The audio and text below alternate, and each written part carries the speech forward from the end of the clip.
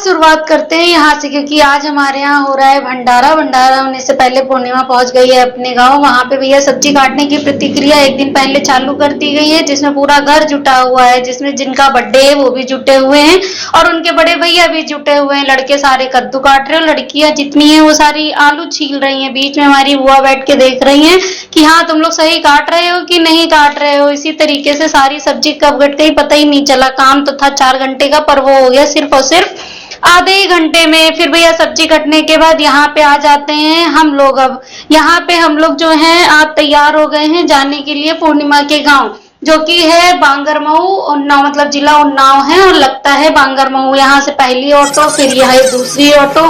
दूसरी ऑटो के बाद फाइनली हम लोगों को जो मिली वो मिली है वैन। आज हम लोग जो है वो कन्वेंस से जा रहे हैं। भैया बड़ी ही गर्मी है, पर भैया ये जो वैन वाले भैया थे इन्होंने इतनी स्पीड में पहुंचाया कि हम लोग बांगरमऊ पहुंच गए। और पहुंचने के बाद वहां पे हम लोगों ने बैठ के पूर्णिमा और गोलू का इंतजार किया, क्योंकि ये लोग हम लोगों को लेने के लिए आ रहे थे। अभी भी यहाँ से 20 किलोमीटर बाकी था इनका घर।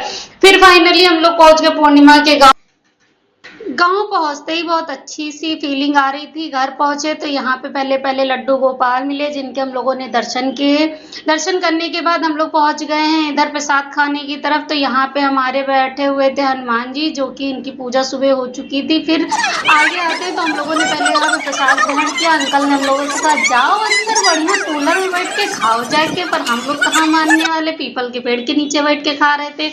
यहाँ पे हमारे लड्डू गोपाल बहुत ही प्यारे लग रहे थे। फिर आप लोगों को हम मिलाते हैं हमारे घर के कुछ प्राणियों से। ये चाचा भतीजे जो कि लड़ रहे थे या बात कर रहे थे या डिस्कशन चल रहा था, और डिस्कशन में मुद्दा था सिर्फ और सिर्फ गवर्नमेंट का ही, जो कि थी बीजेपी और कांग्रेस का।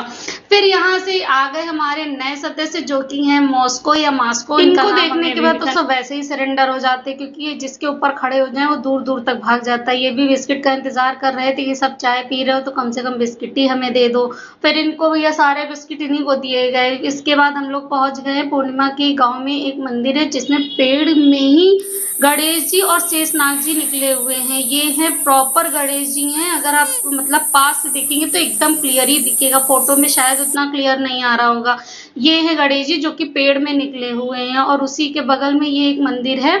मंदिर का जो पीछे का तालाब है, यहाँ पे ये माता जी की मूर्ति तालाब से निकली हुई थी, तो इनकी स्थापना भी वहीं पे ही कर दी गई।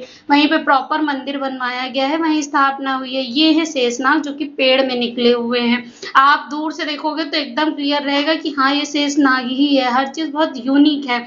इसके बाद हम लोग शाम को वहां से निकल लिए हैं अपने अपने घर की तरफ।